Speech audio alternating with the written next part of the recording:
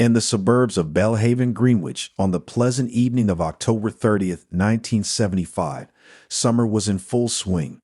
Martha was determined to convince her mother to allow her to partake in Mischief Night, the pre-Halloween tradition where harmless pranks were played around the neighborhood. After persistent persuasion, Dorothy, Martha's mother, finally relented and granted her permission. However, as the hours passed, Dorothy grew increasingly worried when she couldn't locate her daughter. She reached out to some friends, only to discover that no one had seen Martha. The search for her began, but it didn't take long to find her. Tragically, Martha was discovered lifeless under a pine tree, just 200 feet from her home, brutally murdered with a golf club. The events of that fateful night on October 30th left everyone questioning what had transpired and who could commit such a heinous act against an innocent young girl. The affluent community of Belhaven held many secrets behind its prestigious walls. Greenwich, one of Connecticut's oldest towns, boasted a rich history and culture. Situated just a 50-minute train ride away from New York City, this coastal town offered a delightful blend of New England charm and vibrant city life. The members of the Belhaven community were renowned for their wealth and influence, making it all the more shocking that such a privileged society could harbor dark secrets.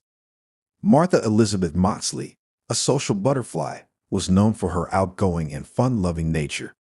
Born on August 16, 1960, to Dorothy and John David Moxley, Martha was the youngest member of the family, alongside her older brother John. In 1974, Martha's father was transferred from his job in Piedmont, California, prompting the family to uproot and settle in a spacious mansion in Connecticut, thousands of miles away from their previous home in the affluent suburbs of Belhaven. While this transition may have been significant, Martha quickly adapted to her new surroundings. In no time at all, she formed numerous friendships at school, as her classmates were drawn to her vibrant personality and self-assurance. In just a span of 9 months, Martha managed to become the most popular girl at Western Junior High School. Her popularity extended to the boys as well, making her quite famous. Martha was a remarkable individual who seemed to have it all. She was known for her friendly nature, athletic abilities, and artistic talents. Everything seemed to come effortlessly to her. Her brother John described her as someone who was easy to get along with, positive, and someone you would enjoy being around. Despite her immense popularity, Martha remained grounded and family-oriented. She would often spend her time at home, either sketching or playing with her beloved cat, Tiger. However, like any other teenager, Martha also had a wild side. During the summer of 1975, she would spend most of her days at the Belhaven Club, engaging in activities like tennis and swimming. She would socialize with children from exclusive clubs, who were considered to be of a different class. Unlike her other friends, these children attended private academies and boarding schools and enjoyed a level of wealth that even surpassed Greenwich standards. Among these children, the Skakel family stood out, as they were cousins to the infamous Kennedys. Martha had a close connection with the Skakel boys, Thomas and Michael. The Skakels were neighbors to the Moxley family, and Thomas and Michael were nephews of Ethel Skakel and Robert F. Kennedy. The families were related, with Robert being the brother of the late President John F. Kennedy. Ethel Skakel's brother, Rushton, and his wife, Anne, had 7 children, including Thomas and Michael, who were 17 and 15 years old respectively at the time of Martha's murder in 1975. However, the Skakel family was far from harmonious. Michael Skakel later attributed chronic illness, alcoholism, and a repressive Catholic upbringing as ongoing sources of turmoil within the household. In 1973, Anne Skakel passed away due to brain cancer, leaving her husband Rushton Skakel, who struggled with alcoholism, to spiral further into a state of despair. With insufficient supervision and unlimited funds, Rushton would frequently leave their children home alone. As a result of his mother's death, Michael Skakel expressed that their household descended into an even more chaotic state. Interestingly, the Moxleys lived just about 150 yards away from the Skakels. Due to the lack of parental supervision, the Skakel household became a popular gathering spot for teenagers. Meanwhile, Martha was enjoying her summer days within the secure confines of the gated community in Belhaven. Her teenage years were filled with occasional rebellious acts such as sneaking out, smoking, and indulging in a few beers. In her diary, Martha documented several incidents that occurred during these holidays, many of which revolved around the Skakel brothers. Martha was particularly concerned about the advances she received from Thomas. On September 12, 1975, she wrote, "Dear Diary, me, Jackie, Michael, Thomas, Hope, Maureen, and Andrea were driving in Tom's car. I was practically sitting on Thomas's lap because I was only steering. He kept placing his hands on my knee. Then I took over driving again, and Tom put his arm around me. He continued to engage in such behavior. Additionally, on September 19, 1975, Martha made a note about Michael, stating, Michael was so completely out of it that he acted like a real jerk with his words and actions. He kept insisting that I was leading Tom on, even though I only see him as a friend. I told him, well, what about you and Jackie? You keep saying you don't like her, yet you're all over her. He fails to understand that he can be kind to her without being overly affectionate. It was evident that Martha had conflicting emotions about the Skakel brothers and often questioned whether she should continue spending time at their place. The uncertainty regarding her own safety and comfort weighed heavily on her mind. However, no one could have anticipated the events that would unfold next. On the 30th of October in 1975, the mischief hour commenced. Martha made every effort to persuade her mother to allow her to go out with her friends. Martha's father, John, was away on a business trip, leaving her with the opportunity to employ various tactics to gain her mother's approval. After persistent pleading, Dorothy finally succumbed to her daughter's request and granted her permission to go out for the night. Belhaven, the community they resided in, was known for its high level of security. Every individual entering or leaving the area was thoroughly inspected, making it highly improbable for any crimes to occur within such a safe locality. Martha ventured out with her friends Jackie, Jeffrey, and Helen, heading towards the Skakels' residence where they were scheduled to meet with their Kennedy cousins. As the night progressed, midnight approached. Dorothy was accustomed to her daughter occasionally missing her curfew, so her concern did not arise until 2:00 a.m. Initially, she assumed that Martha might have stayed over at her friend's house. In an attempt to locate her, Dorothy contacted Martha's best friend, Sheila, only to discover that she had not seen Martha since 9:30 p.m., around the same time when all the children had returned home. By 3:30 a.m., Dorothy was consumed with worry and decided to reach out to their neighbor, Thomas Skakel, who provided the same response as Sheila.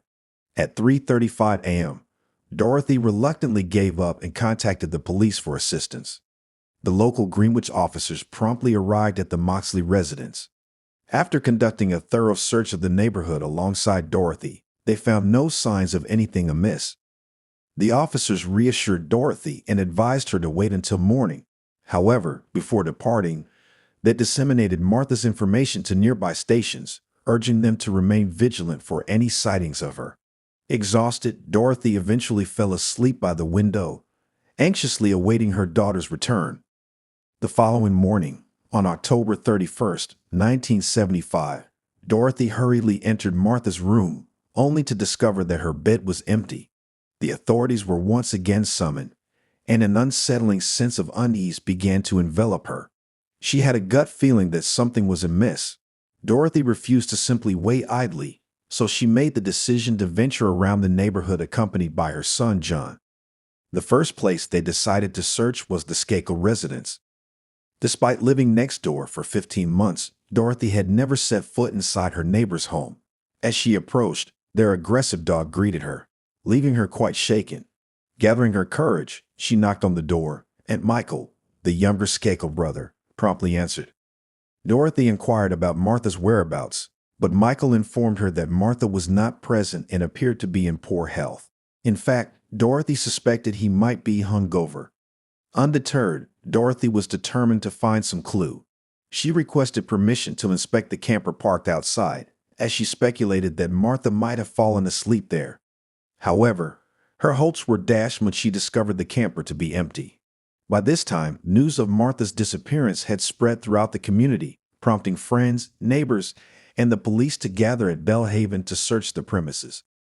Shortly after noon, Martha's friend Sheila arrived at the Moxley household, trembling with fear, struggling to find the words to describe what she had just witnessed. Through tear-filled eyes, Sheila implored Martha's mother to call 911 for assistance. She revealed that something terrible had occurred, and Martha was unresponsive. Someone had attacked her, and immediate help was needed. Dorothy's companion Jean urged her to remain where she was while he investigated the situation. Upon reaching the scene, Jean made a horrifying discovery. Lying face down beneath the towering pine tree at the edge of the Moxley property, 200 feet away from her house, was the missing teenager. The back of her head had been brutally bludgeoned and a broken golf club protruded from the back of her neck. Martha's attire was stained with blood, and her jeans and undergarments were pulled down to her ankles. Adjacent to the young girl lay a shattered 6-iron golf club, which had been repeatedly used to strike her head. The force of the blows was so intense that the club broke into 3 separate pieces, scattered across the ground near her lifeless body, except for the grip of the handle. The law enforcement officials were taken aback by the gruesome discovery. In the past 3 decades, Greenwich had not encountered a violent crime of this magnitude, let alone something as atrocious as this. The local police were ill-equipped to handle the severity of the situation at hand.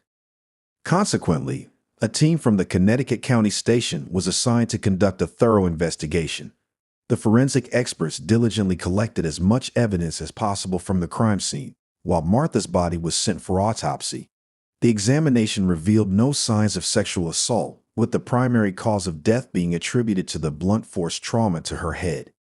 It was later revealed that Martha Moxley had remained a virgin until her untimely demise.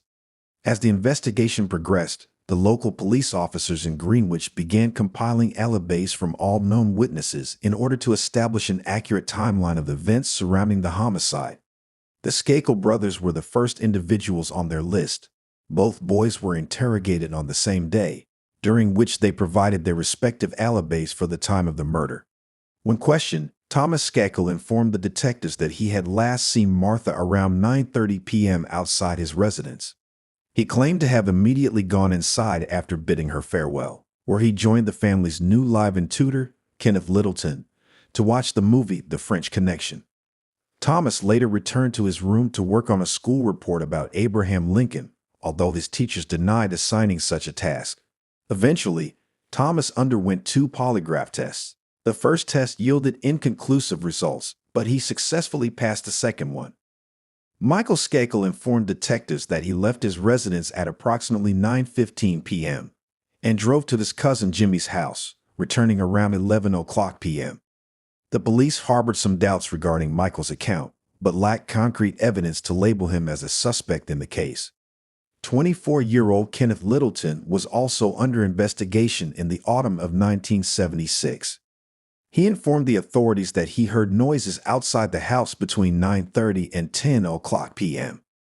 Littleton mentioned that before going outside, he checked on all 7 Skakel children, noting that Michael, his older brother Thomas, and 2 other Skakel boys were not present at home during that time. Detective Solomon's reports indicated that Littleton heard rustling leaves and noises from the bushes on the property, although he did not witness anything at that moment. Littleton stated that he only saw Thomas at 10:25 p.m., when he joined him in front of the TV. The other Skakel boys returned home within half an hour.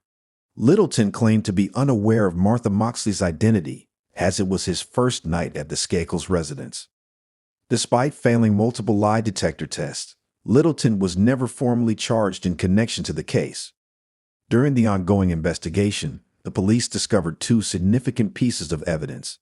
Martha Moxley had been beaten and stabbed with a Tony P. golf club engraved with the initials of a Skakel family member. Upon inspection, the same set of golf clubs was found at the Skakel household, with 1 club missing. Rushton Skakel, their father, who had returned from a hunting trip upon learning of Martha's murder, initially cooperated with the authorities but later ceased communication with them. On January 22, 1976, the Skakel family, following their attorney's advice, declined to respond to further inquiries and terminated their cooperation with the investigators. Martha's friends provided alibis that raised numerous questions. On the night of October 30, 1975, Martha Moxley joined her friends for Mischief Night, a neighborhood tradition involving pranks like ringing bells and toilet papering houses. According to her friends, Martha was seen flirting with Thomas, the oldest Skakel brother, and moments later, they found her kissing him. One of her friends mentioned seeing Martha and Thomas near the pool in Skakel's backyard, behind the fence around 9:30 p.m. Over the next few months, the detective conducted more than 200 scheduled interviews. All interviewees underwent multiple polygraph exams as part of the investigation process. Donald Brown, the state's attorney for Fairfield County at the time of Martha's murder, stated that while individuals are not obligated to cooperate with the police, it is unusual for someone possessing information about a violent crime to withhold it from investigators. Initially, the case went cold for nearly 2 decades due to a lack of information. However, in 1991, a rumor linking another Kennedy family member, William Smith Kennedy, to the murder led to the reopening of Martha Moxley's case. Although William's connection to the case was eventually dismissed, this development sparked new leads and reignited the investigation. In the same year, renowned forensic pathologist Dr. Henry Lee was brought in by the police. Dr. Lee utilized advanced technology that was not available in 1975. Dr. Lee examined various items, including clothes found in the Skakel garbage shortly after the murder. He discovered hairs in the fibers, some of which were microscopically similar to the victim's hair, while others were merely similar. Dr. Lee concluded that the hair belonged to a Caucasian male. However, the investigators faced a challenge as they did not possess any hair samples from the potential suspects, making it impossible to establish a match. Nevertheless, Dr. Lee managed to provide a potential motive for Martha's murder by studying the crime scene photographs. He noted that the blood smear on her body indicated an attempt to use force, suggesting a sexually motivated homicide. This revelation led to Michael quickly becoming the primary suspect in the case. Rushton Skakel, in an attempt to clear his family's name, allegedly hired a private investigator. He hoped that this would shift suspicion onto other suspects, particularly former suspect Kenneth Littleton. Unfortunately for him, this plan backfired.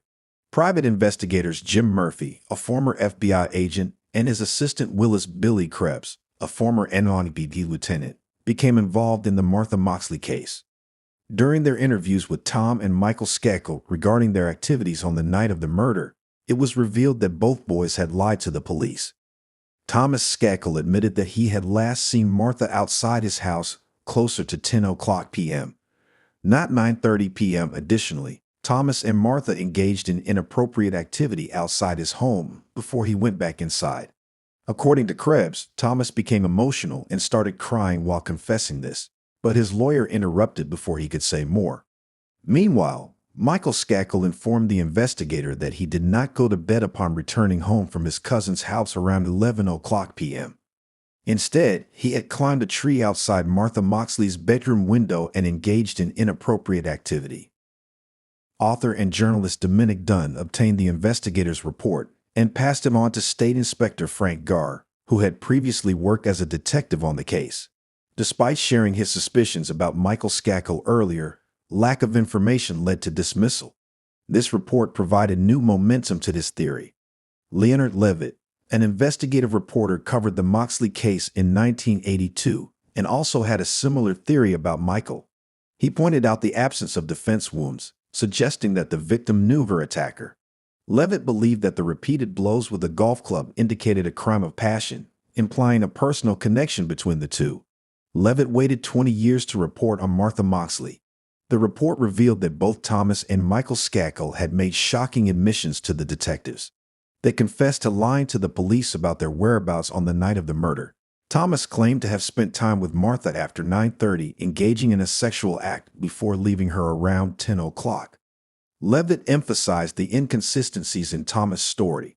In 1998, a one-man grand jury and an investigator were tasked with reviewing Martha Moxley's case.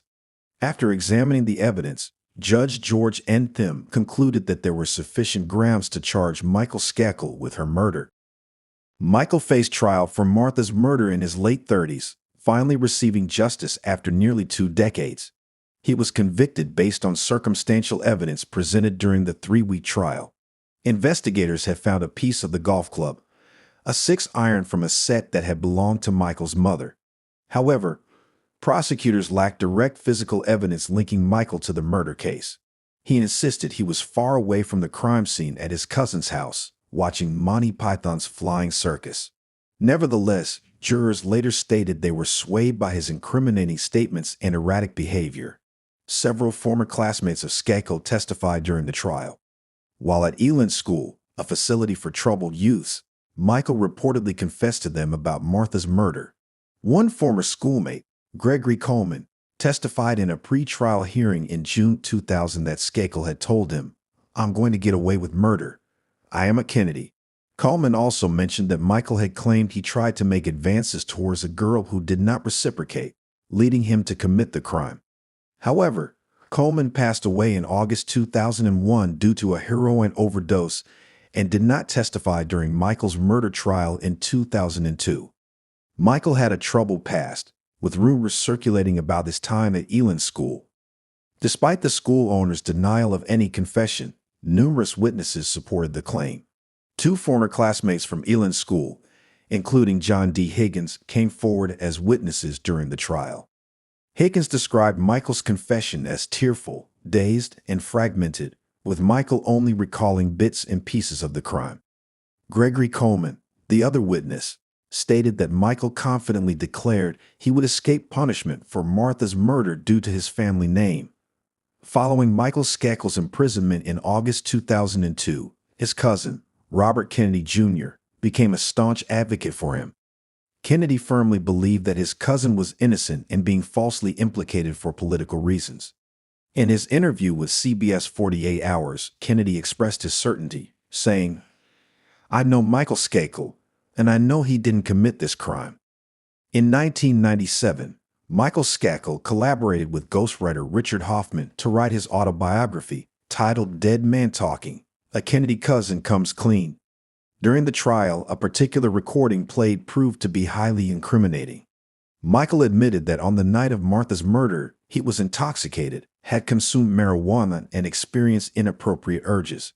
When Dorothy Moxley arrived at his door the next morning, Skakel panicked. He confessed on the recording, "I was still under the influence from the previous night, a bit intoxicated, and worried if he had been seen." Michael claimed he was concerned about being caught by anyone from the Moxley household. Prosecutors argued that Michael's reference to engaging in inappropriate acts was actually him admitting to beating Martha with a golf club. Michael's defense countered by highlighting the lack of physical evidence against him and presenting an alibi for the time of Martha's murder. Nevertheless, the prosecution portrayed Michael as a jealous teenager during the trial. They argued that his rejection by Martha, combined with his drug and alcohol use and access to the murder weapon, led him to act on his violent thoughts. On June 7, 2002, the jury delivered a guilty verdict, resulting in Skakel's sentencing to 20 years to life in prison. The jury and state superior court revealed their decision just after 10:30 a.m., following the commencement of its 4th day of deliberations. Rushton Skakel seemed almost shocked as the foreman declared the verdict in the crowded, silent courtroom. The public celebrated the justice served. This case was one of the most intricate and sorrowful in the Northeast, enveloped in a whirlwind of affluence and fame. The 27 years of torment finally came to an end for the Moxley family. Outside the courthouse, Mrs. Moxley confronted a large crowd of reporters and television crews. Through tears, she mentioned that she had prayed before entering the court. "My prayer began with, 'Dear Lord, once again today, just like I have been doing for 27 years. I prayed that I could attain justice for Martha,' she expressed. This entire ordeal was about Martha," she continued. "Today belongs to Martha. This is truly Martha's day." While Michael was incarcerated, his legal team and supporters fought for the annulment of his conviction. 4 appeals were submitted, all of which were rejected. Then, on October 23, 2013, Michael was granted a new trial due to the inadequate representation provided by his defense attorney, Mickey Sherman. Consequently, Skakel was released on $1.2 million bail on November 21, 2013. Prosecutors strived to reinstate Skakel's conviction. They eventually succeeded in December 2016, when the Connecticut Supreme Court ruled with a 4-3 decision, affirming the validity of his representation. However, the case did not conclude there. In May 2018, the court overturned its ruling with another 4-3 decision, determining that Michael's attorney, Mickey Sherman, failed to present evidence of Michael's alibi during the initial trial. Prosecutors still retain the option to retry Michael, although they will likely encounter challenges due to deceased witnesses and other issues. Michael's legal team, in a released statement, commended the court's decision, stating that it was the right course of action. The lawyers have also stated that Michael, who maintains his innocence, has been wrongly incarcerated. However, the Moxleys remain steadfast in their belief of Michael's guilt. "I have no doubt in my mind that he is responsible," Dorothy asserted. John Moxley, her 59-year-old son, expressed that the jury's decision in the 2002 trial, reached after considering the evidence against Michael Skakel, continues to provide him with reassurance.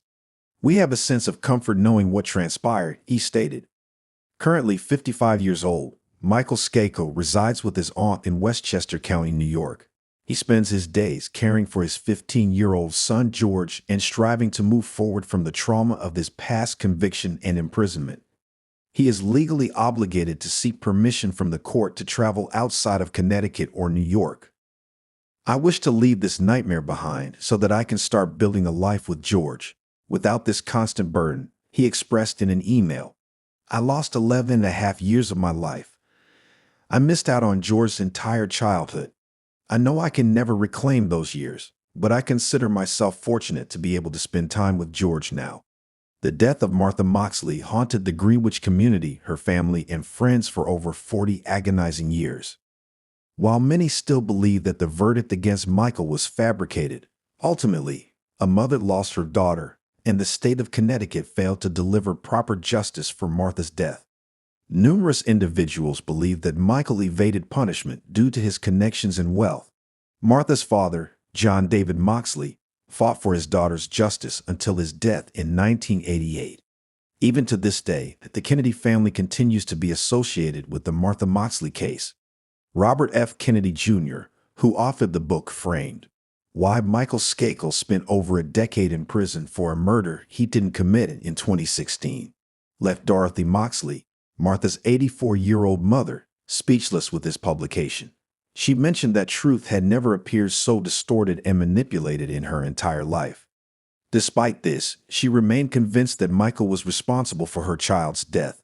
Kennedy's book dedicated a whole chapter to tarnishing John's character, Martha's father.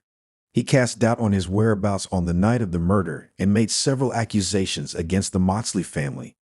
As of December 2019, Michael Skakel is still a free man. The memory of Martha Moxley is forever engraved in the hearts of Greenwich residents. A young, beautiful girl was robbed of her innocence before she could fully blossom into adulthood. This is not the first tragedy that has been swept under the rug by the Kennedy family. The legal battle between Michael and the Moxley family was a nationwide conflict, and while there are still many unanswered questions surrounding this case, we offer our sincerest condolences to the family of the victim. Hotel cleaning personnel at the Windsor Motel in Arizona found 45-year-old Canadian Barbara Callow dead on April 5, 2005. Barbara had come to Lake Havasu City from Canada specifically to witness the blooming desert wildflowers. Barbara was last seen alive at approximately 8:40 p.m. When the hotel staff saw her, it was the night before. Investigative efforts were launched to find the real reason behind Barbara Callow's death. Nearly 20 years later, these efforts paid off when the culprit was identified, thanks to developments in DNA technology. Two important questions remain as we delve deeper into this mystery. Since Barbara Callow was only a visitor from another country, who could have been the murderer? What possible reason might have existed for this horrible act? Do follow along to learn more about this tragic tale. This case takes place near the California-Arizona border in Lake Havasu City, which is located on the lake's eastern shore. Almost 1 million people visit this well-liked location each year. In addition to offering a perfect climate, a variety of dining options, and lodging, it is well known for its historic London Bridge, crystal clear lake, friendly community, plenty of sunshine, and numerous annual events. Generally speaking, the city has a lower crime rate than the state of Arizona. The killing of Barbara, however, shocked the neighborhood on April 5, 2005. It was an eerie incident that was unusual for the otherwise tranquil area. Barbara Irene Callow was born in 1960, the parents Brigitte Callow and Werner Callow in Toronto, Canada. Additionally, she had a younger brother named Peter, to whom she had a close bond. Her early years were spent in Toronto. Barbara demonstrated exceptional intelligence and a distinct career goal from a very young age. She continued her studies at the Veterinary College of the University of Guelph, where she graduated with a master's degree. Barbara's passion for knowledge was evident when she decided to pursue a career as a researcher after completing her studies. Her talents were acknowledged by the Canadian federal government in 1992 when they hired her to work as a meat inspector. She eventually advanced to a position in the science branch where she gave insightful advice on issues pertaining to animal health after making the switch to veterinary biologics over the years. Her co-workers respected her for being a bright, daring, and self-starting person. Barbara was a multifaceted individual who enjoyed gardening, cycling, arts, and bird watching when she was not at work. She was also deeply passionate about traveling. Barbara's bright future, however, was tragically cut short on March 25, 2005, when she left Ottawa for a vacation. Barbara, then 45, had decided to take a solo vacation in 2005. Seeing the enchanting bloom of desert wildflowers in the heart of Arizona was the main purpose of her plan. On March 25, she departed from her Ottawa residence and set out on her quest. Her initial destination was British Columbia, and she proceeded to Las Vegas, Nevada from there. On March 26, she rented a car and set out on her journey. After that, Barbara took a car to Yuma, Arizona, and spent a day exploring the area. She then took a car to Lake Havasu City, Arizona, her ultimate destination. Eager to carry on exploring, she arrived at the Windsor Inn Motel on April 2nd, intending to use her room as a cozy base for day trips into the breathtaking Arizona scenery. Barbara's journey was an adventure full of hope and the promise of new experiences, not just a quest to see wildflowers. However, this promising adventure would soon take an unexpected turn. The motel staff last saw Barbara on April 4, 2005, at approximately 8:40 p.m. She called her mother, Brigitte, in Toronto later that evening to let her know she would be staying an extra day in Lake Havasu before traveling to Las Vegas to catch her flight home. But when morning came, Barbara was nowhere to be seen at breakfast. Her absence worried the housekeepers, so they went to see how she was doing. They were shocked to find her dead body in the motel room. Without delay, they made a police call. Following the 911 call, police showed up quickly and went into Barbara's room. As soon as possible, the police searched the room and took the body for an autopsy. At the scene of the crime, investigators gathered potential suspect DNA evidence and preserved it for potential use in the future investigation. Her death was later determined by an autopsy to be asphyxiation, caused by being smothered by a pillow. The fact that her room was empty of her wallet, credit card, phone, identification, and the very pillow that was thought to have been used in her murder was another unsettling detail. Also, the fact that the rental car she had driven was also stolen and was eventually discovered abandoned 2 days later along Interstate 15 in the Mojave Desert of California added to the mystery. According to Lake Havasu Police, Lieutenant Joe Archie, Barbara might have confronted someone trying to break into her rental car. Though it is more likely that she was in the wrong place at the wrong time, it is still possible that she knew the person. The car appeared to be the main attraction in what appears to be a crime of opportunity, but for some reason, something happened that turned this into something ugly. When her brother learned of Barbara's terrible demise, he immediately took a plane from Toronto to Lake Havasu City to retrieve her remains. In spite of their extreme shock and distress over the unexpected and perplexing circumstances surrounding Barbara's death, the local community's investigators were motivated to see justice served. The fact that violent incidents were uncommon in Lake Havasu City was also mentioned by Charlie Canson, the city spokesperson at the time. Despite early efforts, The case was ultimately abandoned due to a dearth of convincing evidence and slow progress in DNA technology. In 2018, a ray of hope appeared for Barbara's family after years of uncertainty and increasing suffering. The Criminal Investigations Unit and Cold Case Squad of the Lake Havasu Police Department made the decision to reopen the case. They went over the evidence again, including the DNA that was taken at the scene of the crime in 2005. It was a major breakthrough when they finally identified a suspect. Barbara's tragic death was suspected to have been caused by 60-year-old Stacy Childs. This was a significant step toward bringing Barbara Callow and her bereaved family justice. Born in Santa Cruz, California in 1962, Stacy Childs has an alarming record of legal run-ins. Although not much is known about his parents or early years, his criminal history says a lot. He had previously been found guilty in California of a number of charges before there was any reason for suspicion. His list of crimes included a 2012 felony conviction for receiving stolen property, a 2005 felony conviction for eluding a peace officer, a 2004 felony conviction for false imprisonment, and a 2018 misdemeanor for threatening to injure someone. He received sentences of more than 2.5 years in San Quentin State Prison for the last 2 counts. Childs was immediately taken into custody on April 26, 2022, following his identification as the murder suspect in Barbara's demise. Childs' trial got underway pretty quickly. He was originally accused of second-degree murder after his arrest. During the trial, Amanda Clairhout, the deputy county attorney, disclosed that there was a missing pillow and foam cord from room 139 of the motel where Barbara had lodged. She also mentioned that a medical examiner report noted significant evidence including the laceration to Callow's cheek, bruising around her neck, and ligature marks on her feet. A re-examination of DNA evidence taken from Childs in 2008 and under the victim's fingernails in 2005 marked a turning point in the case. The choice to prosecute Childs for the crime was made in 2022 after this analysis. Paul Aman, Childs' defense lawyer, countered that his client had voluntarily provided a DNA sample and had assisted with the police investigation. Childs, according to Aman, angrily denied having anything to do with Barbara's murder, even though the jury deliberated for more than 4 hours over the course of 2 days during the trial. They eventually told Judge Derek Carlisle that they were unable to reach a unanimous decision. Judge Carlisle then ruled that the trial was a mistrial and released the jury to continue their deliberations.